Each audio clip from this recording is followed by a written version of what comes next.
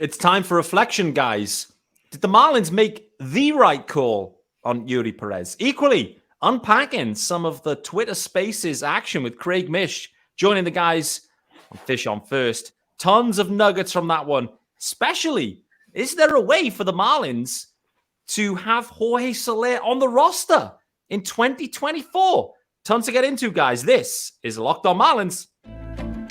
You are Locked On Marlins, your daily podcast on the Miami Marlins. Part of the Locked On Podcast Network, your team every day.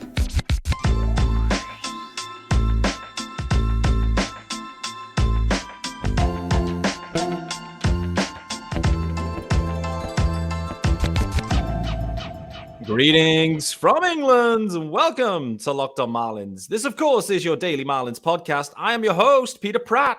Hit me up on X at Miami Marlins _UK. If you're listening to the pod, hit subscribe. This, of course, is your team every day.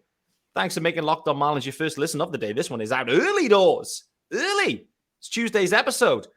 I'm delighted to welcome back Sean Barrett, the UK GOAT, is in the house. Before we say our hellos again, don't forget there's a YouTube channel.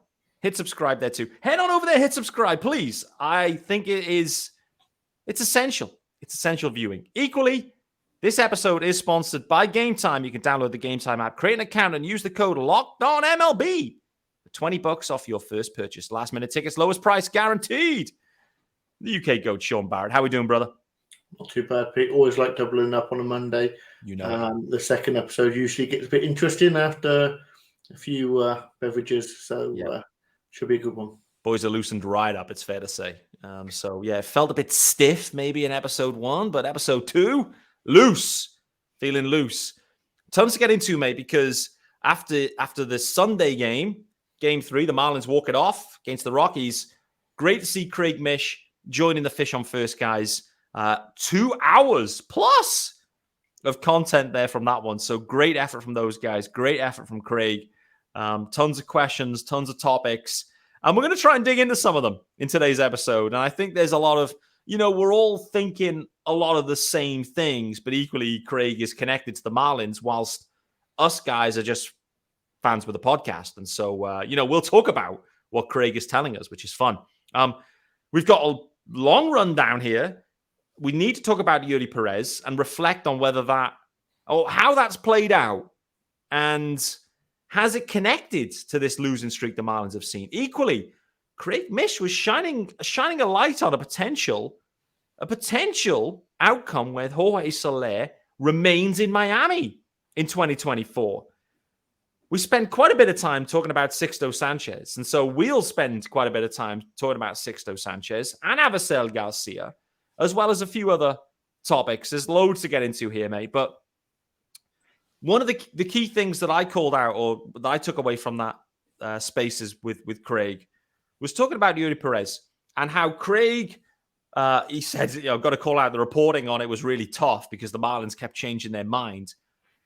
I felt like we understood the premise, but we weren't totally sure how it was going to play out. But what we have seen, just to kind of bring everyone up to speed here with Eury Perez, is he was optioned at a time before the All-Star break when he wouldn't be having another start. So we didn't lose anything then.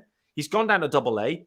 He's been doing bullpen stuff, but no actual innings at AA. So Eury Perez not throwing in any games right now. Equally, the Marlins then come out of the break and they go with a bullpen day in the third game out, which to me totally threw me off, to be honest. So now we've let it simmer for a bit. The Marlins have just snapped the losing streak. We know what Eury Perez is or isn't doing at AA. How do you feel about this decision now? I think I still am where I was, which was that they, to a certain degree, I adjusted, didn't I? Because originally my point was that you brought him up, you started the clock, you knew that he only had a limited amount of innings. Of course, they couldn't know what was going to happen with Trevor and with Craig. So they kind of sort of like, they kept changing. They probably brought him up thinking it was only going to be for a little bit of time. Yeah. Then it kept changing and kept changing and kept changing. It got to the point where, he was running out of innings. That they knew that this was going to happen at some point. So the sending down, I adjusted and was quite happy with that because my first point was just let him throw his 100, 120 innings, whatever you want him to throw. Just let him go and do that, and then send him down. Well done, shake his hand. You're done for the season. Yeah. But obviously they made that adjustment, sent him down. I kind of knew that when they did that the bullpen, there needed to be a bullpen. I remember sending you, because I'm a degenerate, a projected 2 weeks between over the All-Star break of how they could send Eury down and basically go with a 4-man rotation with just one bullpen start. Yeah. So that was kind of my expectations anyway. Yeah. Craig was kind of right in the sense of why not let Eury be that opener in that bullpen game. Would have been quite interesting. Would have kept him in it would have kept him in the 20, in the room, in the locker room as well. So maybe that part of it, I'll look at it as a mistake. The fact that he's not throwing in the minors to me is interesting. It is. Those innings obviously would count towards a number. So, but then why wouldn't that bullpen game or whatever he's doing down in the minors? Those are still innings. He's still throwing 90+ mile an hour fastballs. Like there's still that stress on the arm. So while yes, those pitches don't count towards a number, they still are stress on that arm. So that's kind of strange to me. Obviously, you've got to throw bullpens in between starts anyway. But are they really just going to let him throw bullpens in the minors and then bring him up and expect 5-6 innings at 110%? Because that to me is probably just as dangerous on his arm as it is to overextend him. So great point. It's interesting. Ultimately, this is just such a big challenge, isn't it? The Marlins never expected themselves to be in a situation where they've got this young arm who pitched so well that they just couldn't live without him. And I just hope that they do the right thing and that they're safe and that we can enjoy seeing Eury for the next 6-7 years in a Marlins jersey throwing, quality innings. But at the moment, as we discussed yesterday, the Marlins are doing everything they can to get to the playoffs, and they're kind of pushing through some limits that maybe is unsafe. Yeah. I hope they definitely don't do that with Eury. Yeah. Yeah. Great summary, mate. Firstly, what I've been thinking about in the kind of recent days, like in terms of just how this plays out, to your point, he's not throwing right now. He's been, he hasn't thrown for a couple of weeks, any kind of live innings, let's say, or facing live hitters. And we don't know how long that'll continue. Some people were saying, we might be back kind of like August time. I look at this and think, what is the plan? What are the Marlins thinking? I think in their heads, they are thinking he's back for September and into the postseason. Like, they're saving the bullets for the highest leverage of leverage games. And that is going to be into September and ideally into October. So I think that's the plan. I think what we see from Eury Perez through August is him starting to be built back up to a degree. And, to your point, Sean, like you can't just be throwing a bullpen here and there and then be expected to be dropped back in and deliver 6 innings, 95 pitches or whatever it is at the big league level. You just can't do that. So I think right now this is just a full kind of like no throw type situation-ish. Then they'll kind of start to build him again. And then maybe back end of August, early September, depending on how the pitch counts and the innings kind of limits all piece together. I think that's what they're thinking. I think they're looking September and ideally October innings from Eury Perez. Otherwise, it doesn't make any sense. None of it makes sense to shut him down at that moment, to then have him come back and pitch and then run out of bullets before the postseason. Doesn't make any sense. So he has a number. The number, I think, is 100 to 120. I think it's been reported. With that being said, Sean, you happy with that? Like, if they say Eury to come back, let's say he's back first week of September, and it's full go from then. Full go until the Marlins season ends. Are you happy with that at that point? I mean, I mean, I'm always going to err on the side of caution and concern. I think I'm definitely the negative side of this duo here. And at 85 pitches, which is where he is at the moment across the minors and the major league level, like if it's 125, which I think is the absolute top level, then we're talking 40 innings. That's 8 starts, 5 innings. Like, in an ideal world, you'd go, he'd need 2 starts in the playoffs. The first, the wild card round, and then the first round of the playoffs actual. I think any expectation above that is a waste. Yeah. And then also, if they get that far, then maybe you add 5 more innings to that. Yeah. To that number. So that's leaving you 6 starts. So let's do beginning of September into that. But again, that's such a long layoff. It is. Like, is there precedent for that? Like, I've no idea.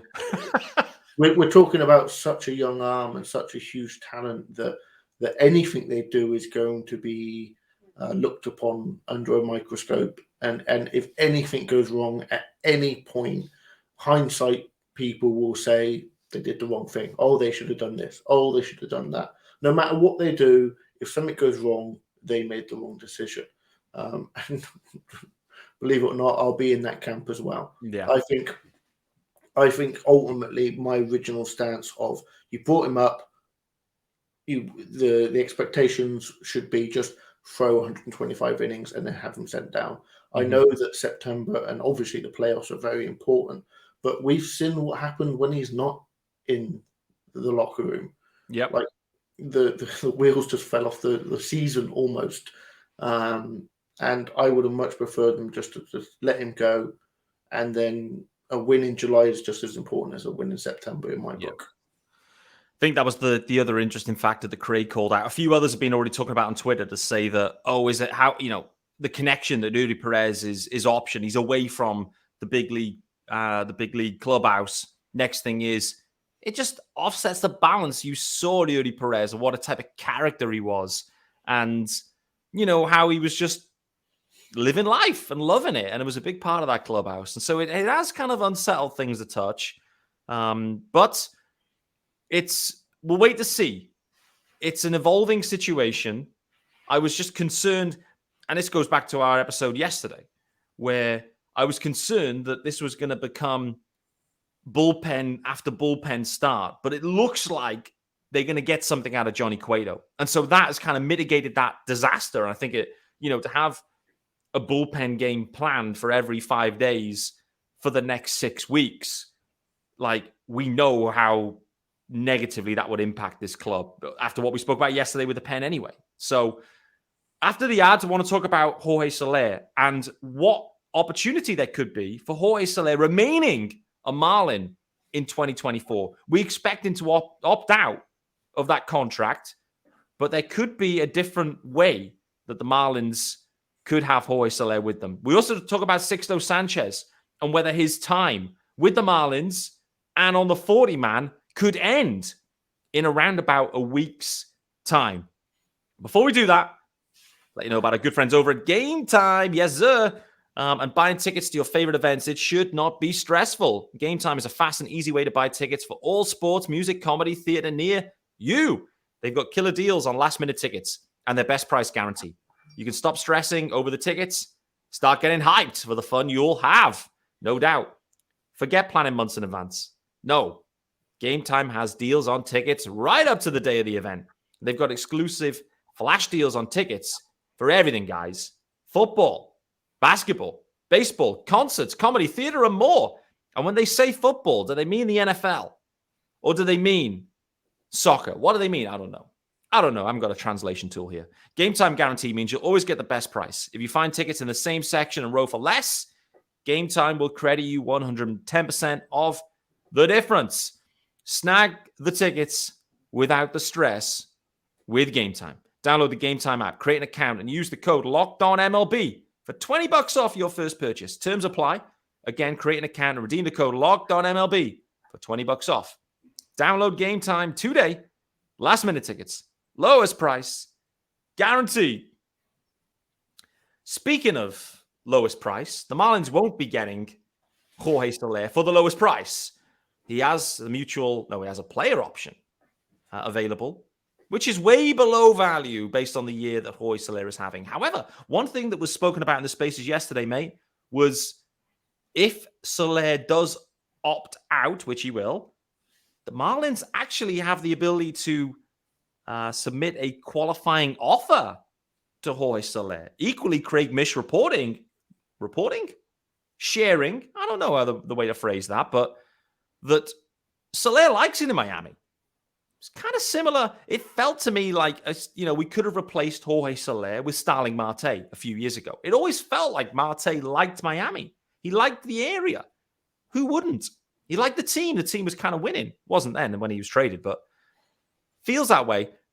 Jorge Soler, he's been a big part of this club this year, Sean. Big part of this offense. Huge part. He's outperformed it. He's performed better than expectations, in my opinion. I don't see another Jorge Soler in the organization right now, particularly after the fact that Heirar Encarnacion was recently removed from the 40-man. So with all this being said, do you think the Marlins will submit a qualifying offer here to Jorge Soler, which is like pretty much just under like $20 million? So is Bruce Sherman happy to commit a qualifying offer? And equally, will Jorge Soler potentially accept a qualifying offer? We saw it with Jock Peterson in the offseason. He accepted one. Maybe someone else did, I'm forgetting. But, guys are accepting them. It's a lot of money for a one-year deal.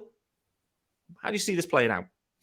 Yeah, it's interesting. I think the second way that you put it is, it's not will the Marlins, it's will Bruce offer that amount of money. It's essentially a 1 year, $20 million contract.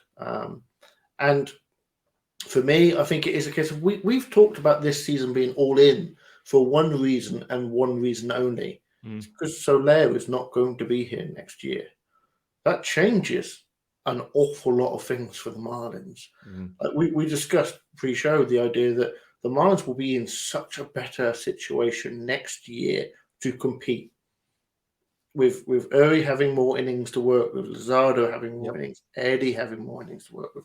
So the subtractions beyond Solaire are, for most people, minimal. For me, massive, because one of them might be Coop. But Coop, Wendell, Floro, yes, they're moderately good names, but what the Marlins got from them this year, not so much. So that aspect of it has me really interested, because the Marlins could genuinely just push that all-in situation to next year. I don't actually think they will do that, but it's an interesting wrinkle. I also think that it could be, if they decided to be sellers, that's a way to ramp up Solaire's price tag. Oh, we don't need to trade him because we can just offer him the qualifying offer. He likes being here. So that price tag, again, don't think the Marlins will do that, but that's a way to look at it. Good point. I think it's an interesting aspect that the Marlins, while going all in this year, could also not cost themselves next year. Yeah. So I think that's what they'll probably do. They'll probably go in, buy at the deadline, but also know in the back of their mind, don't give up anything that's going to cost us next year's opportunity, because Solaire's the only person on the roster really that would be a huge subtraction next year. Yeah. If they can bring him back, admittedly at a high price. But Bruce has said he's willing to spend some money when the time is right. You're opening up, if they can make the playoffs this year, a little window of competing next year. Solaire likes Miami. He plays next year for the Marlins at 1 year, $20 million essentially. Who's to say if he has another good year, you couldn't do another little extension on that? Yeah. Solaire's shown himself, to my eyes, to want flexibility. He doesn't want to be locked down anywhere for a long period of time. The way that the contract that the Marlins gave him, 15, 12, 9, with a player option every year, he's taken maybe a little bit less money to have flexibility. So that qualifying offer, while at 120, it might not be as much as he can make in free agency as far as a 2-year or 3-year contract at $50-60 million. But what he's given himself is he's maximizing his value for 1 year and having flexibility. Yeah. Of course, he's got to back himself on that circumstance because he's got to have a good year. Because if he has a bad year, then the next year he's cost himself some money. But I think Solaire wants flexibility, especially at his age. Yeah. He wants to probably play in the playoffs. That's what he wants. So if the Marlins can make the playoffs, offer him that qualifying offer, he'll probably want to stay. Likes Miami, just made the playoffs. Team looks like it could actually be better next year if he's in that lineup. Yeah. This is me at maximum positivity. This is positivity overload from Sean Barrett. Never heard anything like it, which is wild. But you make a plethora of wonderful points there, mate. I must say on Jorge Soler. I think it's going to be a very intriguing situation. The other interesting wrinkle here too, which I think links into the Marlins' decisioning here as well, right? Where if the Marlins submit the qualifying offer and he rejects the qualifying offer and he then goes to sign a contract, I believe, greater than $50 million, I think is the number. Sean's nodding, so that must be correct. A contract value greater than 50 mil, which, let's be honest, if he signs a 3-year deal coming off an all-star campaign, it's probably going to be over 50 mil. The Marlins get, what, a supplemental first-round pick? Comp pick? Whatever it is. Like, their pick, like, that's the value also here. And that kind of feeds into the trade situation, right? Where we had this Adam Duvall debacle a few years ago, selling low, high, or however you want to phrase it with Adam Duvall. The Marlins will know, A, they want to keep Saleh. He may well turn it down, but if he does, they get a pick in the 30s and, you know, a couple of million bonus pool accordingly, extra. So that's the value of that trade. It has to at least equal what they get back in that situation. So they're not trading Solaire at this deadline. We know that. I say we know that. We assume we know that. And, you know, who knows how the Rays and Tigers series goes, but that's the expectation. Let's briefly segue into Sixto Sanchez, because this was another wild topic of discussion on the spaces on Sunday evening with Fish on First and Craig Mish. Someone asked about Sixto. What's the updates, et cetera, et cetera. Fundamentally, Craig has said what he's been saying for some time, which Sixto is done with the Marlins. He may be done with baseball. He may be in the Victor Mesa category of like feeding pigs in the Bahamas, but it sounds like his time is over. But he remains on the 40-man Sixto Sanchez. Sean Barrett, the deadline is looming. The Marlins need to add multiple guys to this roster via trade. They aren't trading pieces that are on the at least the 26, maybe the 40-man itself. There's a pathway here I can see, and I think you can too, where Sixto Sanchez is DFA'd by the Marlins after the deadline at some point. How can you see this playing out? Yeah, well, we've spoke for forever about why haven't they done this yet? Like they've lost a few players by taking them off the 40-man. Yeah. While Sixto remained on the 40-man. And we kept asking that question. Why haven't they done this? And you brought up a brilliant point. Like, it's a case of they traded for him for JT, like a Hall of Fame catcher. And that's something that we've not really thought about before. So it's absolutely that they want to hide that news, that they got rid of him. You know, they basically got nothing for JT because it's over, it's done with. So they want to hide that news. What a perfect way to do it at the deadline. Bringing in a key piece as a aspire to make the playoffs. Everyone will be focused on that whilst they quietly just shoo Sixto away. If they can do it at the same time that Ohtani gets traded somewhere, then the whole league wouldn't be paying attention. And that would be absolutely ideal. You make an amazing point. I believe that Ohtani will be dealt. I've shared on this podcast a few times. I think it would be malpractice for the Angels not to trade him at this point because just the potential return is so great. potentially anyway. But if the Marlins were able to DFA Sixto on the day that Ohtani is traded, then that is the perfect situation, because the word here is optics. This is all about the optics, and the optics around Sixto Sanchez are terrible. They couldn't be worse, because how was he acquired? The Marlins traded JT Realmuto, who everyone loved. He was the best catcher in baseball, recognizes that. When he was a Marlin, that's how good he was, because non-Marlins fans recognize him as the best catcher in baseball. That's how we know. So to get nothing back from JT Realmuto other than a brief stint. Oh, and he did pitch in a playoff game, Sixto Sanchez. We have to call it out. But to get effectively nothing back, and for him to have maybe the mentality, the work ethic, or the lack of, is just so disappointing to us fans. And we see the same with Victor Mesa right now. Like, it's just so disappointing when these guys, they get a ton of dough and they just turn it in and say, I'm not bothered. You know, it's so disappointing.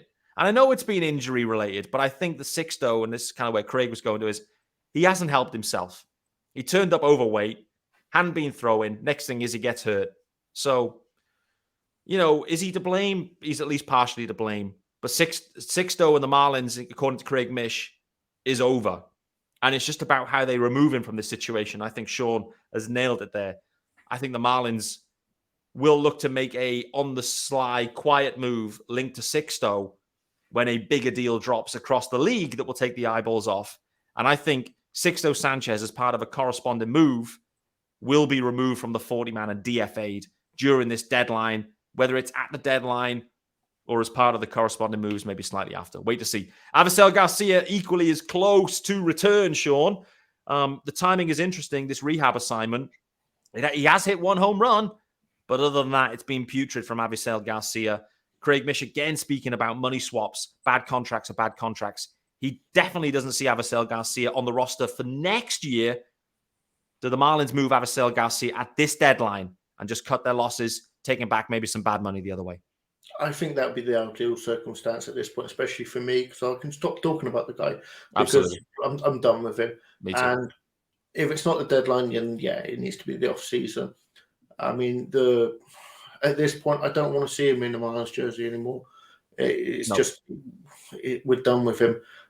If they can do it for a bad money swap, then do it. And that's pretty much all I've got to say on that matter. Yeah, well, let's keep it rolling on that front. Again, this would be disheartening for me. Guys follow me on Twitter or X or whatever the hell we're calling this platform right now. You will know I've been pretty high on Dane Myers. And unfortunately, I think if like Avisail Garcia is reinstated, like Dane Myers could be the corresponding move there. One of the other topics yesterday on the Spaces was actually Xavier Edwards. Speaking about X, Xavier Edwards, and he might be coming up sooner rather than later. I don't think that links directly. My personal view is that doesn't link directly to Dane Myers. I think that maybe links more to maybe Garrett Cooper and maybe some of this kind of sickness bug that's rolling through the clubhouse, perhaps. But, for me, I'd find it extremely disappointing. Innocent, like not to the degree of Eury Perez being optioned and Johnny Cueto taking his spot. It isn't quite that vast.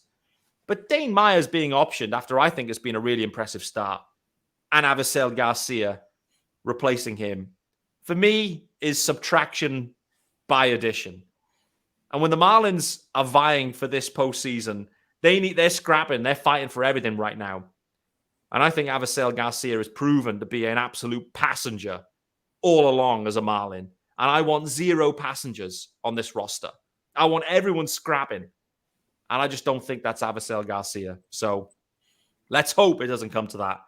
I think the rehab assignment has been timed interestingly. I think the Marlins want to prove that he can still swing a bat at this point. And the bad money swap means that he can fill some at-bats for some clubs. That's what I personally believe, with no knowledge or insight. Jazz Chisholm Jr., Sean, according to a few fans that spoke with him yesterday, is due back on Friday. He's saying he's back in a few days. He doesn't want any rehab assignment. Can we trust Jazz Chisholm's word on that? I don't want to say that we can't trust him, but he's eager to get back, obviously, good and description. that's a good thing. Like Yeah. that you want that to be the case. Like a rehab start doesn't need to be 10, 15, 20 days. It could be 3 or 4 games. Like go and get 3 innings in a minor league game, then 6, then 2 at 9, maybe 4 games in the minors, then come back up. Like that's what you need to do. That's the obvious thing to do. Like go and play. I say go and play in a lesser stressful environment, but we've seen what Jazz is like. He'll lay out for a fly ball in a spring training game. So this is it. It is a case of you're damned if you do, you're damned if you don't. Ultimately, the Marlins need a lot of additions right now. Jazz in the lineup would be massive for the Marlins, but let's not just go and put the cart before the horse. Let's get some games down in the minors. Yeah. Make sure that injury is fine. Let's see what the swing looks like, and just see some pitching, some not major league pitching, but close to major league pitching before we put you in front of the big stage, as it were. Yeah, absolutely. The point you make there, I think, is really interesting with Jazz and like rehab. Like in some ways, you want to protect him more so from being in the outfield because of what we like. He's just full go, which is great but risky, and so you kind of want maybe a few DH stints from Jazz, and I guess you want to just kind of be ready to play center field and whatever. But yeah, I thought it was typical Jazz. You then get in the spaces, hey, what the guys that are around the ballpark, like, what are you seeing from Jazz? What's he doing? It's like, no, he's not actually swinging a bat yet at all. So you've got to assume from 0 swings of a bat on a Sunday to then be back in the lineup on the Friday with an oblique. Sounds ambitious to me. As soon as it was an oblique, as soon as I saw that swing and that reaction, I knew that this was like probably 6 to 8 weeks. Probably. And I think that's the most likely situation is it's going to be like a 6-weeker maybe, because swinging the bats to the velocity, if that's the right words, just the way Jazz swings, he's a power guy. You got to make sure it's right, because if it isn't, that's season over. And the Marlins absolutely cannot afford season over for Jazz Chisholm Jr. in early August. They can't. Guys, we're going to wrap it up there. We haven't even had time to talk about George Soriano and his potential to start games if required. And I think that does pertain to Johnny Cueto. To be honest with you, I think if Cueto blows up or another starter goes down, then I do think George Soriano could and should be next man up. He has been impressive in the pen. But we don't have time. Sean Barrett, the UK Go, thanks for joining me again. A double header, but this is Tuesday's episode. Thanks everyone for making Locked On Marlins your first listen of the day. I hope you've enjoyed the second episode of the day in some ways. It definitely felt a touch looser than the first, but nevertheless, we'll be back on Wednesday because, of course, there's a daily podcast, guys. I'm looking forward to seeing you then.